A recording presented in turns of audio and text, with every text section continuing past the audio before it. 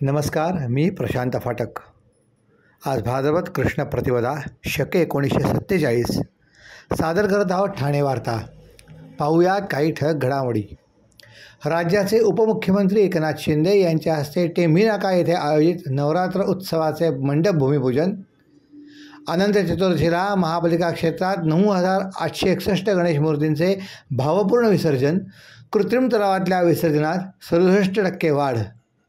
कल्याणमधील रामदेव हॉटेलमध्ये फ्राईड राईसमध्ये आढळले झुरळ आणि कल्याणमध्ये धक्कादायक प्रकार, शासकीय प्रसूतिगृहात एकदिवसीच्या बालिकेचा मृत्यू। आम्हाला फेसबुक आणि यूट्यूबवर फॉलो करायला विसरू नका। तर पाहूया काही ठळक घडामोडी विस्तृतपणे, पण काही क्षणातच। रोज रोज तेच राजकीय कार्यक्रम बघून कंटाळलात ना? अहो, मग ठाणे वार्ता श्रीस्थानक आता तुम्हाला नवनवीन कार्यक्रमांचा आनंद लुटण्याची संधी देते। आपल्या घरातील लग्न, मुंज, कोणतंही शुभकार्य अशा विविध घटनांचा आनंद आपण ठाणे वार्ता श्रीस्थानक वाहिनीवर लुटू शकता आणि सगळ्यांपर्यंत पोहोचवू शकता। यासाठी फक्त एवढंच करायचं, या दूरध्वनी क्रमांकावर संपर्क साधायचा, आपले कार्यक्रम आमच्यापर्यंत सगळ्यांपर्यंत पोहोचवायचे। आपण पाहत आहात श्रीस्थानक वाहिनी, ठाणे जिल्ह्याचं मुख्य व्यासपीठ। ठाणे वार्ता पहा श्रीस्थानक वाहिनीवर। आता सकाळी 9:15 पासून रात्री 9:15 पर्यंत ठाणे वार्ता, ठाण्यातील पहिलं दृकश्राव्य माध्यम। ठाणे वार्ता आणि श्रीस्थानक वाहिनीचं लाईव्ह स्ट्रीमिंग ठाणेवार्ता.com वरील लाईव्ह स्ट्रीमवर क्लिक करा आणि अगदी मोबाईलवरही ठाणे वार्ता श्रीस्थानक वाहिनीचा आनंद लुटा। यासाठी आमचं ॲप डाउनलोड करा। ठाणे वार्ता पहा श्रीस्थानक वाहिनीवर। आता सकाळी 9:15 पासून रात्री 9:15 पर्यंत ठाणे वार्ता, ठाण्यातील पहिलं दृकश्राव्य माध्यम। आपण पाहत आहात श्रीस्थानक वाहिनी, ठाणे जिल्ह्याचं मुख्य व्यासपीठ। गणेशोत्सवाचा जल्लोष संपताच ठाणेकरांना नवरात्रोत्सवाचे वेध लागले असतानाच टेंभी नाक्यावरील प्रसिद्ध श्री जय अंबेमा सार्वजनिक धर्मादाय विश्वसंस्थेच्या नवरात्रोत्सवाच्या तयारीला सुरुवात झाली आहे। दिवंगत शिवसेना ठाणे जिल्हाप्रमुख आनंद दिघे यांनी हा उत्सव सुरू केला असून या ठिकाणी त्यांनी अनंत चतुर्दशीच्या दिवशी दुर्गेश्वरी देवीच्या मंडप भूमिपूजनाची परंपरा सुरू केली। ही परंपरा यंदाही कायम असून मंडपपूजन विधिमंडळाचे प्रमुख सल्लागार तसेच उपमुख्यमंत्री एकनाथ शिंदे यांच्या हस्ते टेंभी नाका येथे करण्यात आले। टेंभी नाक्यावरील अंबे मातेचा उत्सव सर्वत्र प्रसिद्ध आहे। या उत्सवात शहरातील आणि शहराबाहेरील हजारो भाविक देवीच्या दर्शनाकरता नवस संकल्प आणि मनोकामनापूर्तीकरता देवीसमोर नतमस्तक होतात। दुर्गेश्वरी देवीच्या पूजनासोबतच दररोज महाआरती, भजन, कीर्तन आणि सांस्कृतिक कार्यक्रमांचे आयोजन केले जाते। येथील दुर्गेश्वरी देवीची मूर्ती अत्यंत आकर्षक आणि कलात्मक असते। या मूर्तीची सजावट, मंडपाची रचना आणि रोषणाई पाहण्याकरता ठाणे शहरासह मुंबई, नवी मुंबई, कल्याण, डोंबिवली येथूनही भाविक येथे गर्दी करतात। टेंभी नाक्यावरचा हा नवरात्र उत्सव दिवंगत शिवसेना ठाणे जिल्हाप्रमुख आनंद दिघे यांनी सुरू केला होता। त्यांनी या उत्सवाला केवळ धार्मिक नव्हे तर सामाजिक चळवळीचे स्वरूप दिले। त्यांच्या निधनानंतर राज्याचे उपमुख्यमंत्री एकनाथ शिंदे या मंडळाचे प्रमुख सल्लागार बनले। त्यांनी दिघेंनी सुरू केलेल्या सर्व परंपरा आणि प्रथा भावपूर्वक पुढे नेल्या। गणेशोत्सवाच्या काळातच टेंभी नाका परिसरात नवरात्र उत्सवाच्या तयारीत सुरुवात होते। यामध्ये सर्वप्रथम देवीच्या पाटाचे पूजन होते। त्यानंतर अनंत चतुर्दशीच्या दिवशी विधिवत मंडप भूमिपूजनाचा विधी पार पडतो। हा पूजन सोहळा म्हणजे नवरात्रोत्सवाच्या भव्य आयोजनाची सुरुवात मानली जाते। या भूमिपूजनानंतर मंडप उभारणीला प्रत्यक्ष प्रारंभ होतो, जो सुमारे 10 ते 15 दिवसापर्यंत चालतो। अनंत चतुर्दशीला ठाणे महापालिका क्षेत्रातल्या विसर्जन स्थानमुळे एकूण 9,861 गणेश मूर्तींचे महापालिकेच्या सुव्यवस्थित नियोजनामध्ये विसर्जन संपन्न झाले। त्यापैकी 5,390 मूर्ती पीओपींच्या तर 4,471 मूर्ती शाडू मातीच्या होत्या। त्यात 6 फुटांपेक्षा मोठ्या पीओपी मूर्तींची संख्या 188 होती, तर पर्यावरणपूरक मोठ्या मूर्तींची संख्या 322 इतकी होती। 11व्या दिवशी सार्वजनिक मंडळांच्या 372 गणेश मूर्तीही विसर्जित करण्यात आल्या। पर्यावरणाभिमुख गणेशोत्सवाची परंपरा यशस्वीपणे राबवणाऱ्या ठाणे महापालिकेच्या वतीने निर्माण केलेल्या कृत्रिम तलावांमध्ये 11व्या दिवशी 6,699 मूर्ती तर विशेष टाकी व्यवस्थेने 1,479 गणेश मूर्तींचे भाविकांनी विसर्जन केले. उपमुख्यमंत्री एकनाथ शिंदे यांनी शहरामध्ये मासुंदा तलाव, कोपरी येथे विसर्जन घाट आणि पारसिक विसर्जन घाट येथे भेट देऊन तिथे पुरवण्यात आलेल्या सोयीसुविधांची पाहणी केली आणि गणेश भक्तांशी संवाद साधला. दरम्यान महापालिकेने तयार केलेल्या विसर्जन व्यवस्थेला ठाणेकर नागरिकांनी दिलेल्या उदंड प्रतिसादाबद्दल महापालिका आयुक्त सौरभ राव यांनी सर्व गणेश भक्तांचे आभार मानले आहेत. विसर्जन व्यवस्थेत महापालिका आणि पोलीस प्रशासन यांच्या बरोबरीने महाविद्यालयांचे विद्यार्थी, स्वयंसेवी संघटनांचे स्वयंसेवक, सामाजिक संस्थांचे प्रतिनिधी, पोलीस मित्र करण्याकरता सहभागी झाले होते. या सगळ्यांचे सहकार्य आणि भाविकांनी केलेले शिस्तबद्ध विसर्जन यामुळे गणेश मूर्तींचे विसर्जन जल्लोषात झाले. रविवारी सकाळी 7:30च्या सुमारास सार्वजनिक गणेश मंडळांच्या अखेरच्या मूर्तीचे विसर्जन करण्यात आले. 11व्या दिवशी झालेल्या विसर्जनात कृत्रिम तलावातल्या मूर्ती विसर्जनाचे प्रमाण गतवर्षीपेक्षा 67% वाढले तर खाडीत थेट विसर्जन होणाऱ्या मूर्तींच्या प्रमाणात गतवर्षींच्या तुलनेत 41% घट झाली. त्याबरोबरच विशेष टाकी व्यवस्था येथील विसर्जनाचे प्रमाण यंदा 38% वाढले असल्याची माहिती मुख्य पर्यावरण अधिकारी मनीषा प्रधान यांनी दिली आहे.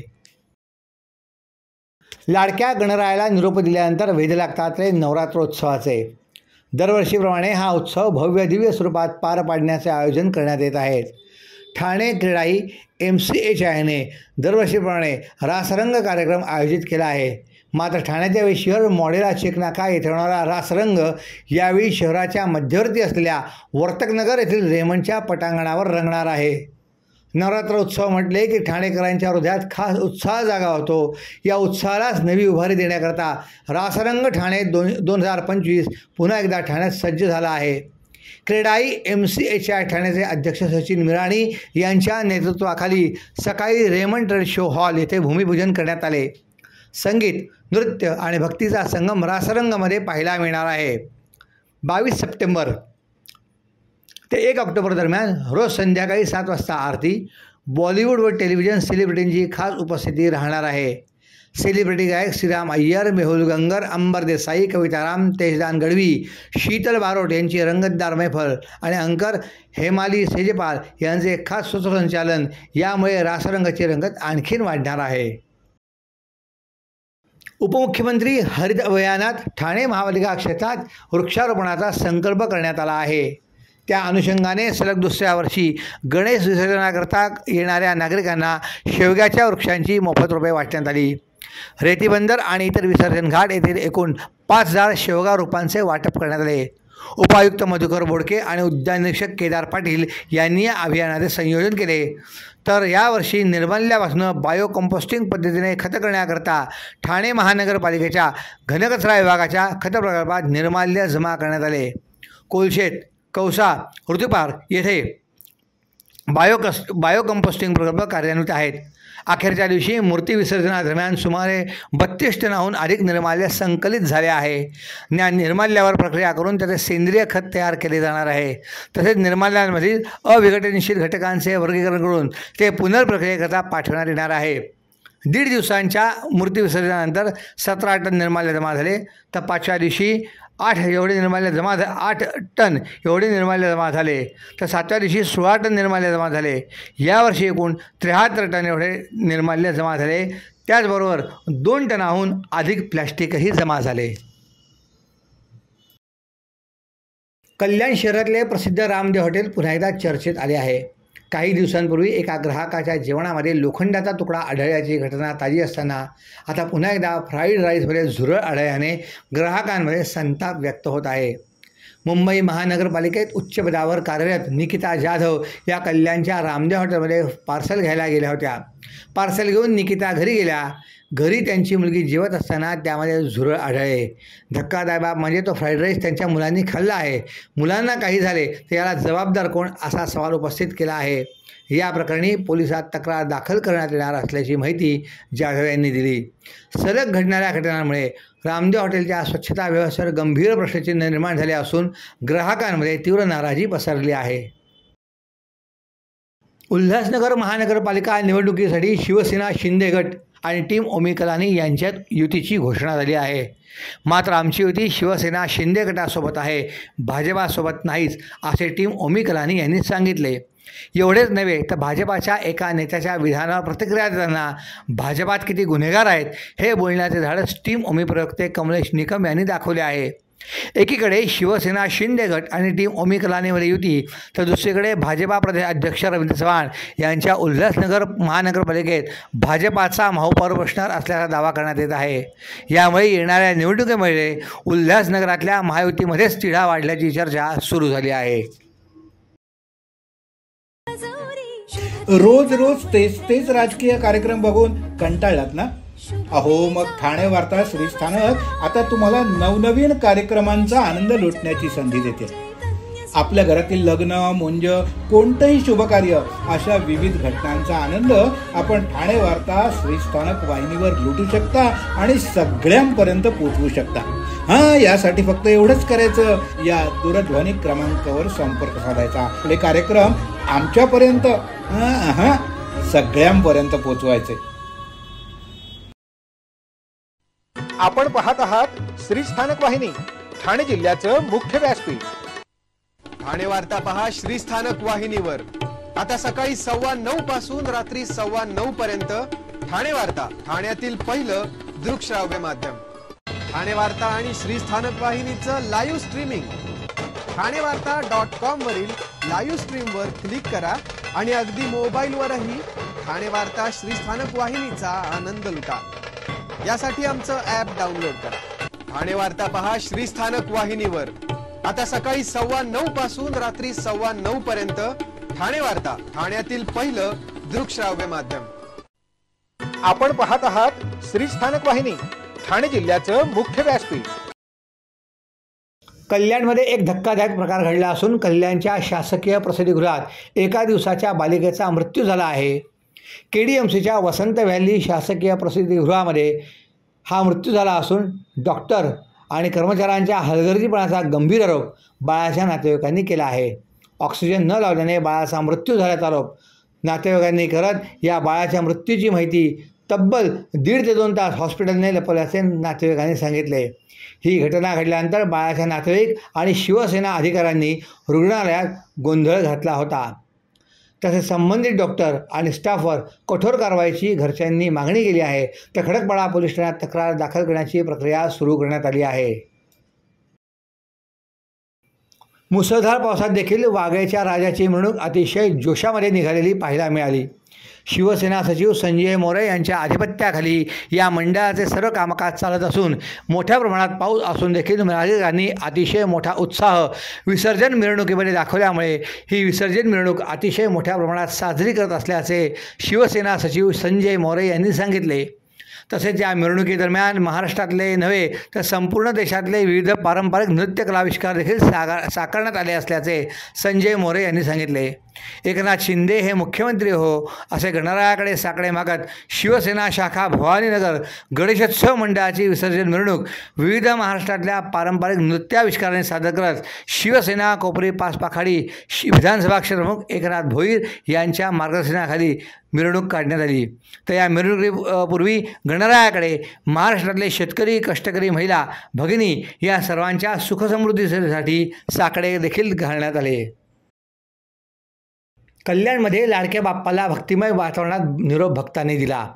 कल्याण डोंबिवलीमध्ये गणेश विसर्जनानिमित्त गणेश भक्तांमध्ये उत्साहाचे वातावरण पाहायला मिळाले. दुपारपासूनच आपल्या लाडक्या बाप्पाचे विसर्जन करण्याकरता गणेश भक्तांची लगबग सुरू झाली होती. विसर्जन स्थानापर्यंत ढोल ताशांच्या गजरात वाजत गाजत मिरवणूक काढत बाप्पांच्या मूर्तींचे विसर्जन सुरू झाले. विसर्जनानिमित्त कल्याणमध्ये दुर्गाडी गणेश घाटासह इतर सर्व गणेश घाटांवर कडेकोट पोलीस बंदोबस्त तैनात ठेवण्यात आला होता. महानगरपालिकेने देखील विसर्जनात कोणते अडथळे येऊ नये याकरता गणेश घाटांवर अधिकारी कर्मचाऱ्यांची मोठी फौज तैनात करण्यात आली होती. अनंत चतुर्दशीनिमित्त गणेश विसर्जनाच्या मिरवणुकीत भिवंडी शहरात भक्तांची मोठी गर्दी पाहायला मिळते.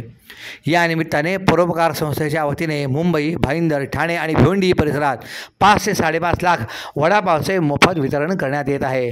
भिवंडीतल्या छत्रपती शिवाजी महाराज चौक परिसरात तब्बल 1 ते 1.5 लाख वडापाव भक्तांना वाटले गेले. दरवर्षीप्रमाणे याही वर्षी परोपकार संस्थेच्या वतीने गणेश विसर्जनाच्या मिरवणुकीमध्ये वडापाव वाटपाची परंपरा पुढे नेण्यात आली आहे. मागील अनेक वर्षांपासून ही संस्था गणेशोत्सवाच्या शेवटच्या दिवशी गणेश भक्तांना वडापाव वाटपाची सेवा देत आहे.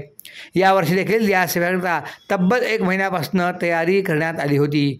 या सेवेकरता 100 ते 150 कामगार 24 तासांपासून वडापाव तयार करण्याच्या कामात व्यस्त होते.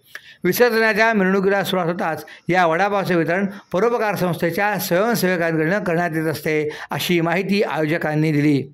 गणेश विसर्जनाचा दिवस असल्यामुळे भिवंडीतले भक्तगण मोठ्या प्रमाणावर रस्त्यावर उतरले होते. त्यामुळे शहरातली अनेक दुकानं बंद असतात. त्यामुळे भक्तांची गैरसोय होऊ नये याकरता एका वेळेच्या नाश्त्याची व्यवस्था त्यांची व्हावी यासाठी संस्थेच्या वतीने वडापावचे वितरण करण्यात येते. विविध मंडळांच्या मिरवणुका शहरातल्या प्रमुख चौकातनं पार पडत असून भाविक उत्साहात या उपक्रमामध्ये सहभागी होतात. रोज रोज तेच राजकीय कार्यक्रम बघून कंटाळलात ना?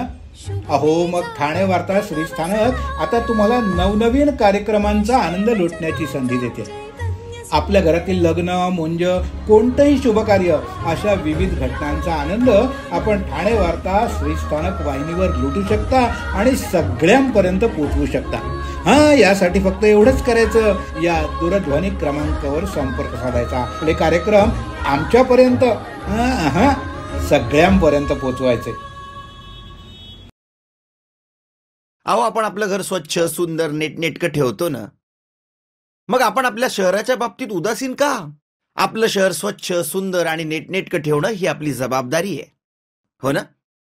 मग उचला फोन आणि विना परवाना होर्डिंग्स, बॅनर्स कुठे दिसले तर 1800-222-108 या टोल फ्री क्रमांकावर कळवा किंवा 750-6946-155 या भ्रमणध्वनीद्वारे आपली तक्रार नोंदवा किंवा महापालिकेने तयार केलेल्या स्टार ग्रेड ॲप्लिकेशनद्वारे आपली तक्रार नोंदवा. त्याची दखल त्वरित घेतली जाईल. लक्षात घ्या, आपला छोटासा सहभाग आपलं शहर स्वच्छ, सुंदर आणि नेटनेटकं बनवू शकतो. जसं आपलं घर तसं आपलं ठाणे शहर. आपण आपले कार्यक्रम अथवा बातम्या आम्हाला ठाणेवार्ता@gmail.com या आमच्या ईमेलवर कळवू शकता. ठळक घडामोडी शेवटी पुन्हा एकदा. राज्याचे उपमुख्यमंत्री एकनाथ शिंदे यांच्या हस्ते टेंभी नाका येथे आयोजित नवरात्रोत्सवाच्या मंडपाचे भूमिपूजन. अनंत चतुर्दशीला महापालिका क्षेत्रात 9,861 गणेश मूर्तींचे भावपूर्ण विसर्जन. कृत्रिम तलावातल्या विसर्जनात 67% वाढ. कल्याणमधल्या रामदेव हॉटेलमध्ये फ्राईड राईसमध्ये आढळले झुरळ. आणि कल्याणमध्ये एक धक्कादायक प्रकार, शासकीय प्रसूतीगृहात 1 दिवसाच्या बालिकेचा मृत्यू. या होत्या ठाणे वार्ता. आपण आपली एखादी बातमी बघायची राहून गेली असेल तर आमच्या ठाणेवार्ता.in या आमच्या संकेतस्थळाला किंवा आमच्या फेसबुक पेज तसंच यूट्यूब चॅनलला अवश्य भेट द्या. तर मग पुन्हा भेटू पुढील बातमीपत्रात फक्त श्रीस्थानक वाहिनीवर. धन्यवाद.